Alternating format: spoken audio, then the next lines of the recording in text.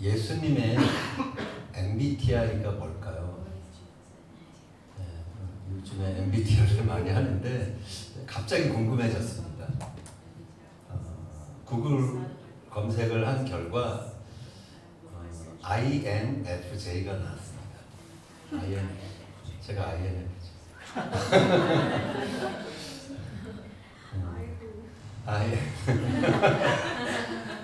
거기 특히 인투이션이죠. 인투이션.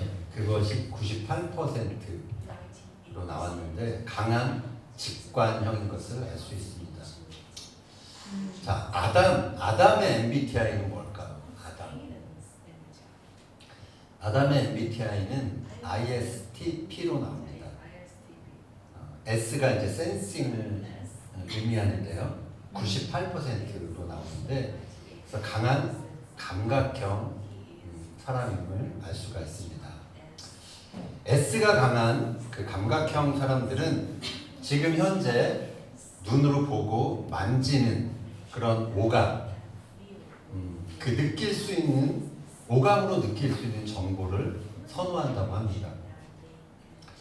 반면에 그 N, 직관이 강한 직관형의 사람들은 그 오감으로 보여지고 들려지는 그 정보 이면에 있는 의미가 뭘까? 그것에 대한 어떤 추구를 하는 사람들이 그 직관형의 사람들이라고 합니다. 오늘 본문인 히브리서 11장에는 우리가 잘 아는 믿음의 사람들이 등장합니다. 이들은 세상을 어떻게 인식하며 살았을까요? 우리가 함께 살펴보면 은혜를 나누고자 합니다. 11장 1절 읽겠습니다. 믿음은 바라는 것들의 실상이요 보이지 않는 것들의 증거니. 자, 예수님 당시에 그 헬라 사람들은 이성에 따라 세상을 이해하려고 했습니다. 그래서 그들에게는 지금 눈에 보이고 감각되는 현상이 중요했습니다. 이러한 헬라적인 사고와 달리 히브리적인 사고는 사실과 현상에 의지하지 않습니다. 세상을 섭리하는 원리인 하나님의 말씀에 더 의존하죠. 그래서 이성적인 판단보다는 믿음을 강조합니다. 믿음으로 하나님의 말씀을 따를 때 이성적인 판단으로는 보지 못하는 세계를 볼 수가 있죠. 또 이성적으로 불가능한 일도 가능하다는 것을 이제 히브리적 사고는 강조하고 있는 것입니다. 믿음은 오늘 말씀처럼 자신이 바라는 것이 실상으로 이루어질 것을 확신하는 것입니다. 믿음은 지금 눈에 보이지 않는 것이 확실한 증거로 나타날 것에 대한 그러한 확신인 것이죠. 그래서 믿음의 사람들은 지금 눈에 보이는 것에 그 현상에 지배되지 않습니다. 그리하여 그들은 바라는 것이 실상으로 드러나고 지금 보이지 않는 것이 증거로 드러날 때를 기대하며 현재를 믿음으로 살아가는 것이죠. 2절 말씀, 선진들이 이로써 증거를 얻었느니라. 히브리서 기자는 옛날 그 믿음의 조상들이 믿음으로 말미암아 증거를 얻었다, 하나님의 인정을 받았다라고 말합니다. 증거를 얻었느니라고 번역된 헬라어는 그 원형이 마르튀레오입니다. 이것은 어떤 사실이 진실이라는 것을 증언하다라는 뜻입니다. 근데 이 동사가 수동태로 쓰였습니다. 누가 증언하느냐? 하나님이 증언하신다는 거죠. 그 이유는 그들의 믿음을 인정하신 분이 하나님이시기 때문입니다.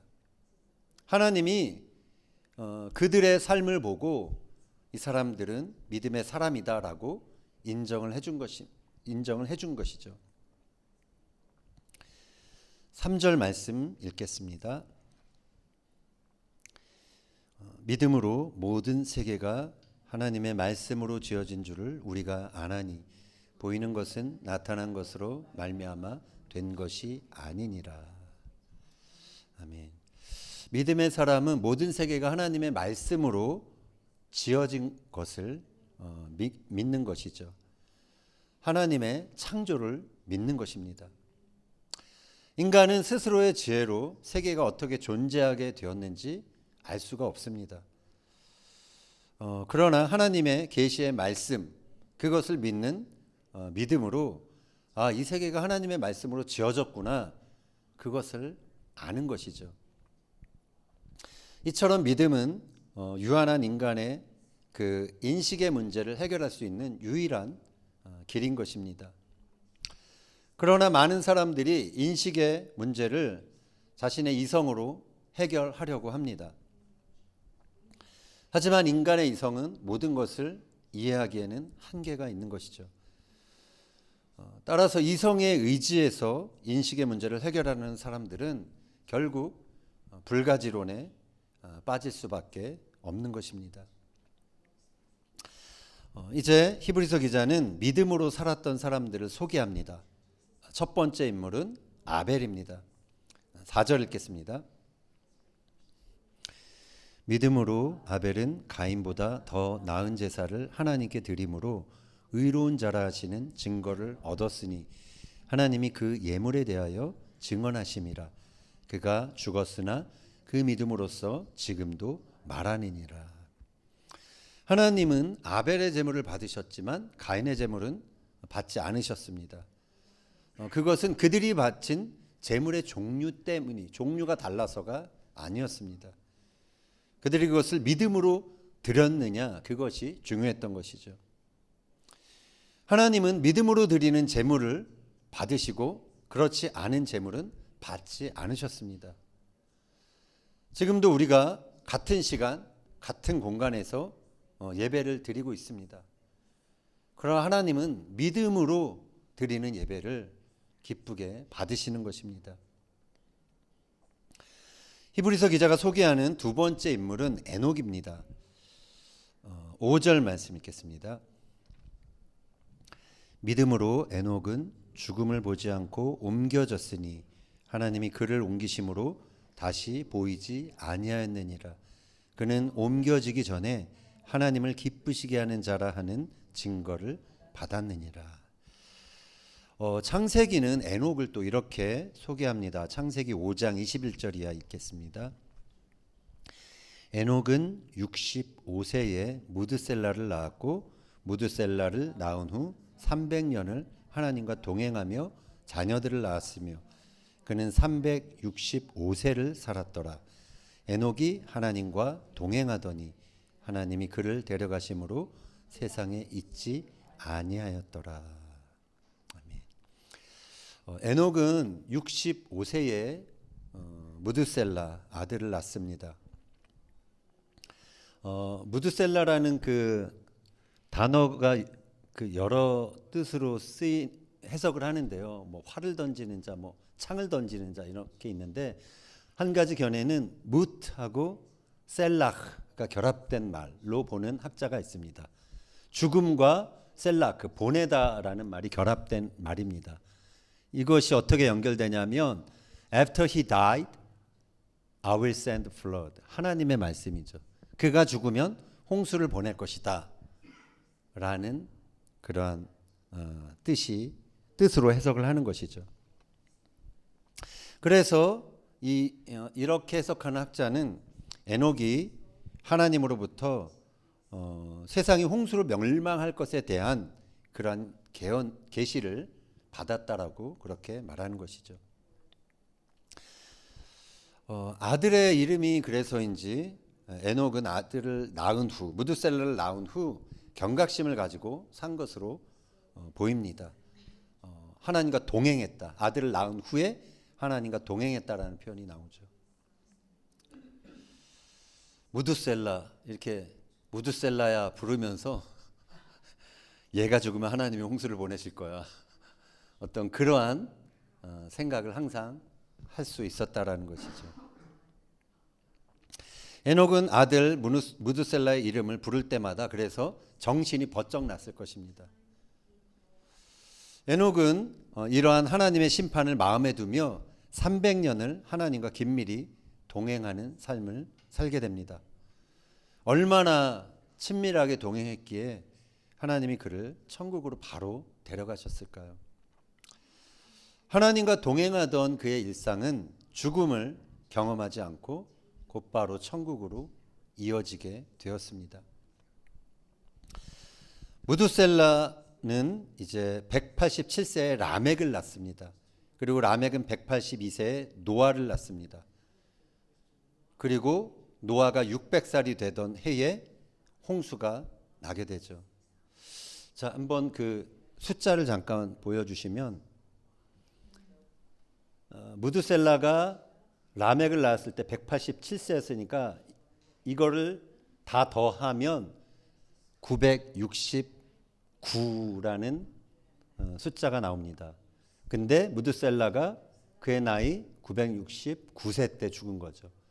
그래서 이게 성경이 정확한 게, 그래서 무두셀라가 죽고 난 이후에 하나님이 노아의 홍수를 이제 시작하셨다라는 것입니다. 그렇다면 홍수 심판에 대한 계시는 이미 에녹 때부터 세상에 주어진 것이라 할 수 있습니다. 자, 유다서는 그 사실을 이렇게 말합니다. 유다서 1장 14절.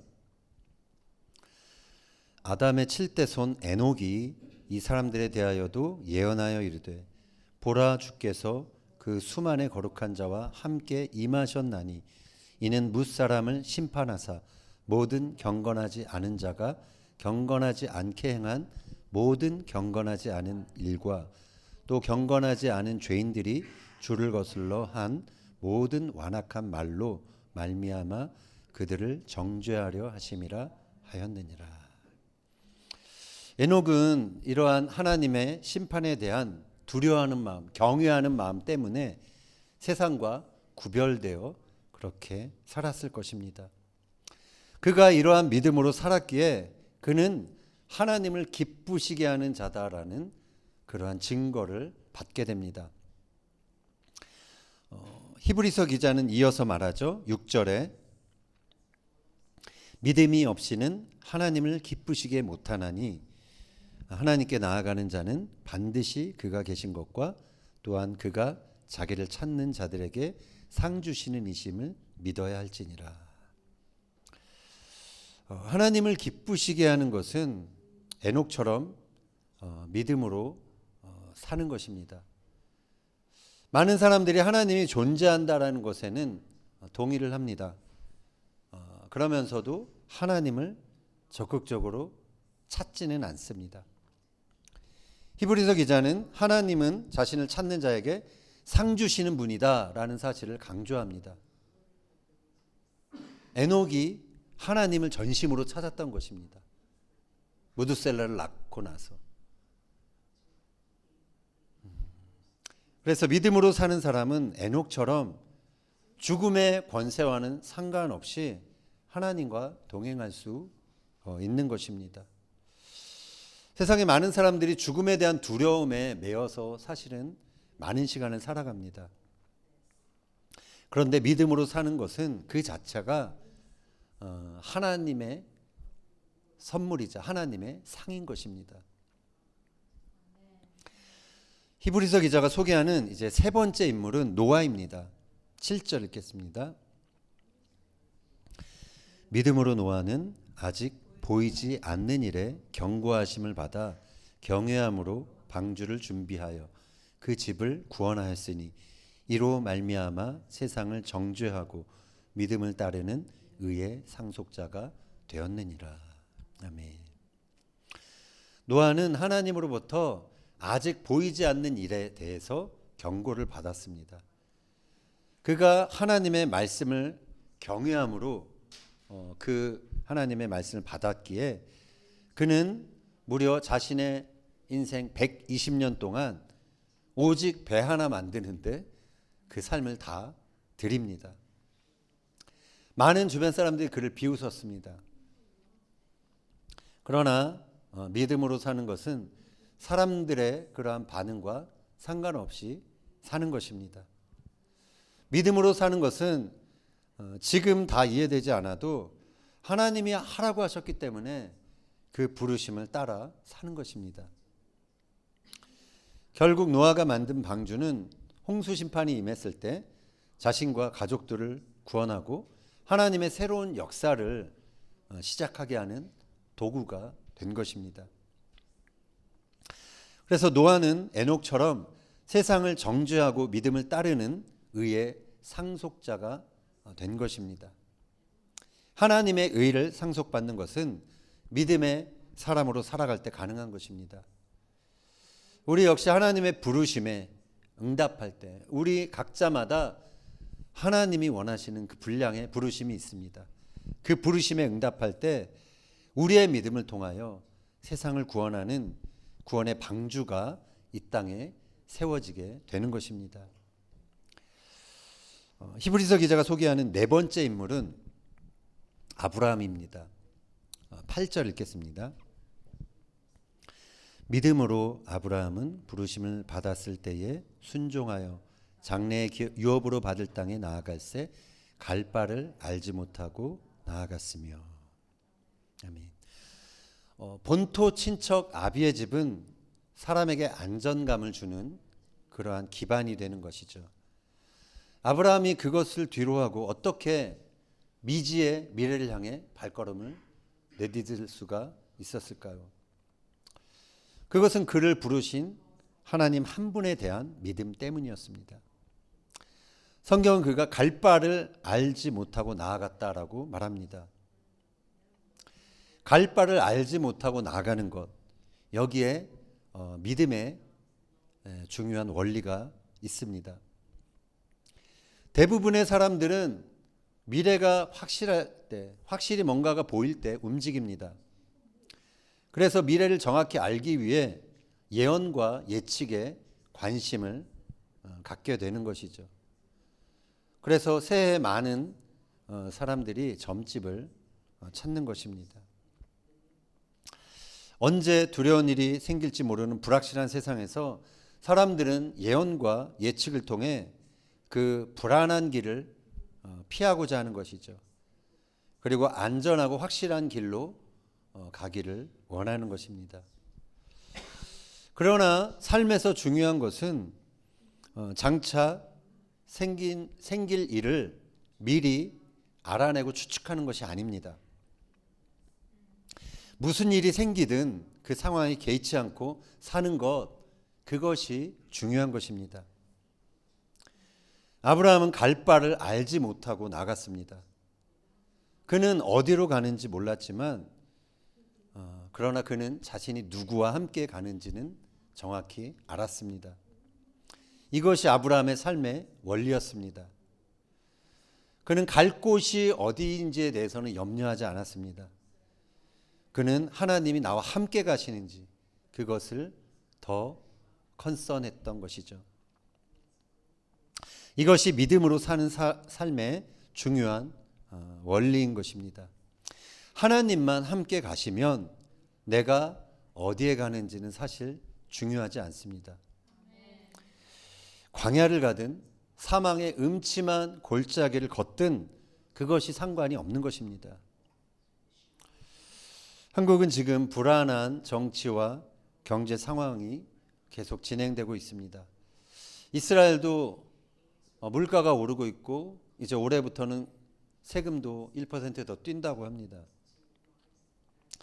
조만간 후티 반군과 또 이란과의 전쟁도 가능한 시나리오로 예측이 됩니다.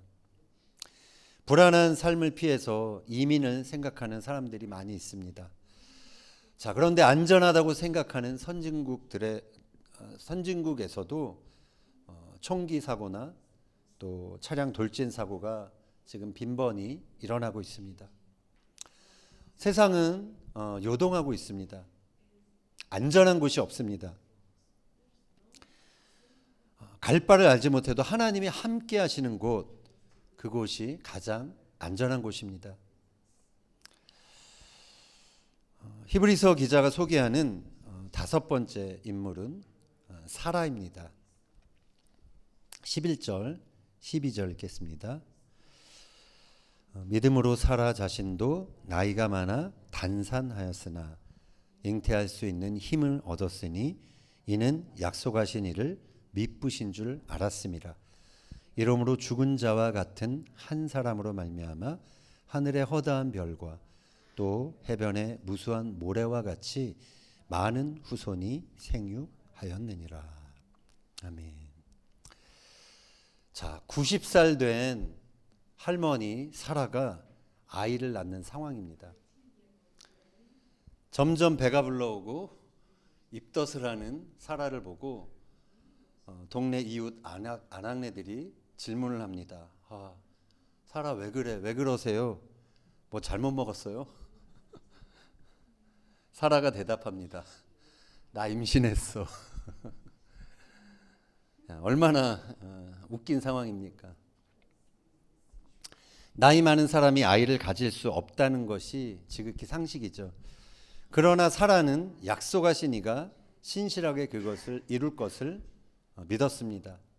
이 믿음이 상식을 초월하여 하나님이 하시고자 하시는 일을 가능하게 한 것입니다. 죽은 자 같았던 사라의 몸, 그 사라 한 사람을 통해서 하나님은 민족을 일으키신 것입니다. 상황이 어떠해도 환경이 어떠해도 하나님께서 작정하신 일은 반드시 이루어지는 것이고 그것에 믿음으로 반응한 사람을 통해서 그 일이 이루어지는 것입니다. 13절, 14절 읽겠습니다. 이 사람들은 다 믿음을 따라 죽었으며 약속을 받지 못하였으되 이것들을 멀리서 보고 환영하며 또 땅에서는 외국인과 나그네임을 증언하였으니 그들이 이같이 말하는 것은 자기들이 본향 찾는 자임을 나타냄이라. 믿음의 사람들은 죽음의 순간에도 믿음을 놓지 않았습니다. 약속이 다 이루어지지 않았어도 낙담하지 않았습니다. 그들은 그들의 믿음이 실상이 되는 순간을 그냥 멀리서도 보면서 그것을 기뻐했습니다. 믿음으로 살다간 이들의 이 땅에서의 정체성은 외국인과 나그네였습니다. 그들은 자신의 집을 소유하기 위해 애쓰지 않았습니다. 그들은 하나님의 부르심을 따라 언제든지 이동할 준비를 하며 살았습니다.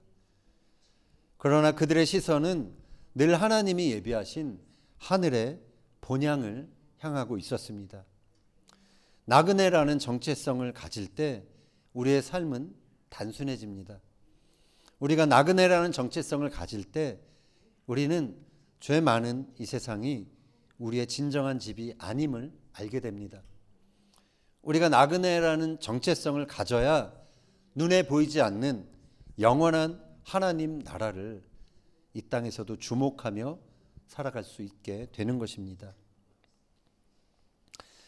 새해에는 늘 기대와 불안이 공존합니다.